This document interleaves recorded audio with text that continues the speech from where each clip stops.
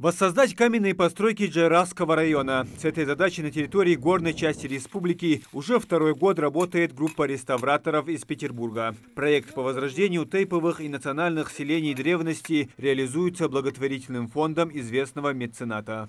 Благодаря договоренностям главы республики Махмута Макшариповича Калиматова и президента группы «Сафмар» Михаила Саварбековича Гуцериева в горной части республики идет паспортизация объектов культурного наследия.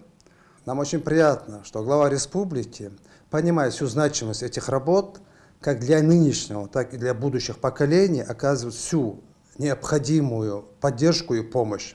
Задача стоит не только восстановить каменные башни. Прежде чем приступить к реставрации, необходимо провести комплекс изыскательских работ. Представители АСМ Групп, которым поручили эту миссию, должны выявить и учесть каждый элемент башенного комплекса. Боевая или полубоевая башня, жилые постройки, могильники, захоронения. Ни один объект не должен быть упущен.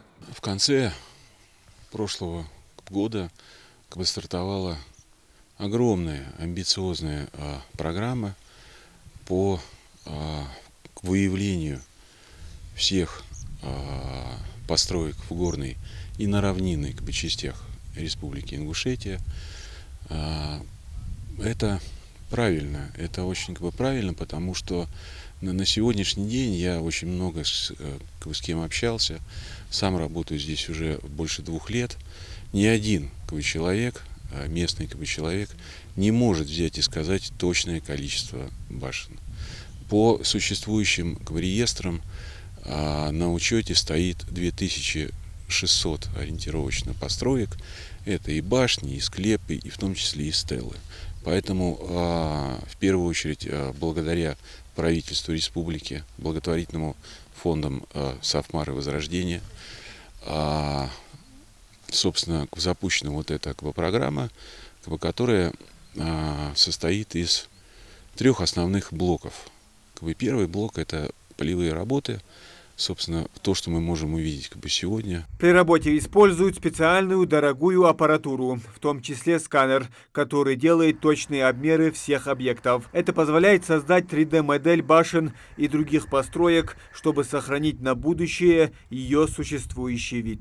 Соответственно, это оборудование, это сканер крутится по оси, значит, и в той модели трехмерной, которая будет в итоге по этой башне, можно будет ее приблизить, отдалить, посмотреть снаружи, посмотреть изнутри, увидеть каждый камень, каждую трещину. И приблизить до такой степени, что, соответственно, мы увидим любые вкрапления в раствор. Это все будет видно. И вот это очень важная информация.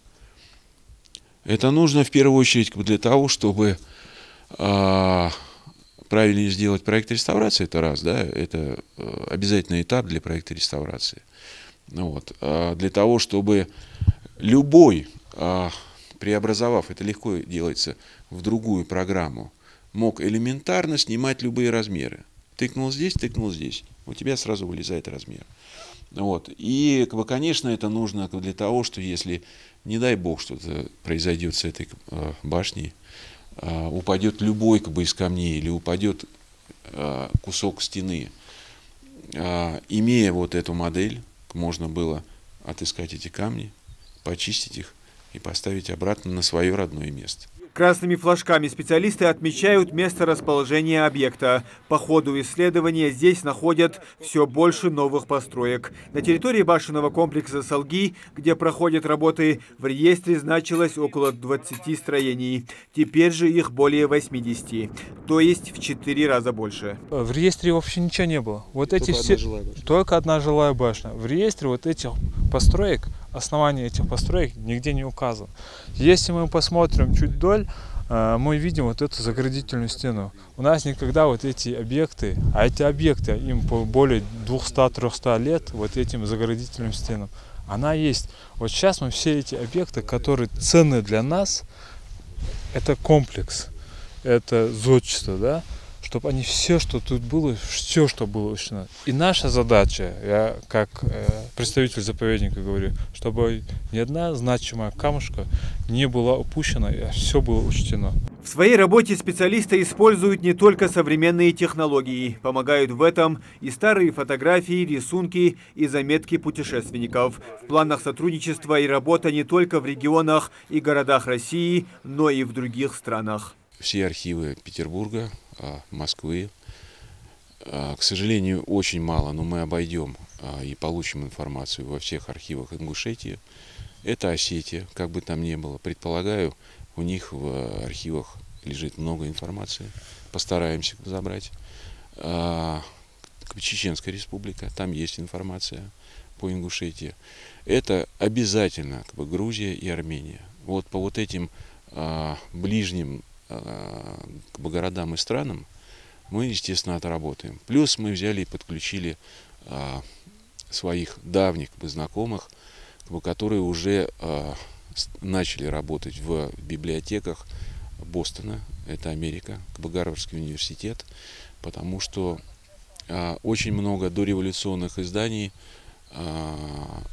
было увезено из молодой страны ровно 100 лет назад. Мы уже выявили часть этих изданий. Там стоит лого Гарварда, мы понимаем, что они там хранятся. Это не одна книга, это десятки книг. И, соответственно, мы их тоже откопируем, и все это будет. Плюс к этому мы уже начали наводить мосты с библиотеками и архивами в Франции и Германии. Поэтому планируем охватить в том числе и Европу. Башенный комплекс Салги находится в паре километрах от Цейламского перевала. По оценкам специалистов, на территории селения было 2 боевых, столько же полубоевых и несколько жилых башен. На сегодня осталось лишь 15 аварийных строений, остальные в руинах. На сегодняшний день в рамках даже и проводимой работы, и то, что было уже в реестрах, она фиксируется 14-16 век. Полагаю, и полевые работы показывают ряд обнаруженных циклопических строений внутри комплекса, позволяет нам говорить, что это до нашей эры, постройки бронзового века. Это лишний раз доказывает, что это поселение, это нация, имеет глубинные корни, и это стиль строения домовладения, можно сказать, она идет очень-очень далеко. Изучать досконально башенные комплексы начали 4 месяца назад. Кроме Салги, сейчас работы проводятся на территории Цории. Там до начала исследования, согласно реестра, было лишь 45 строений. Теперь же их около 400, и таких примеров много. Завершить работы планируют в течение 3 лет. Муслим Ганиев, Султан Магушков, Магаз 24.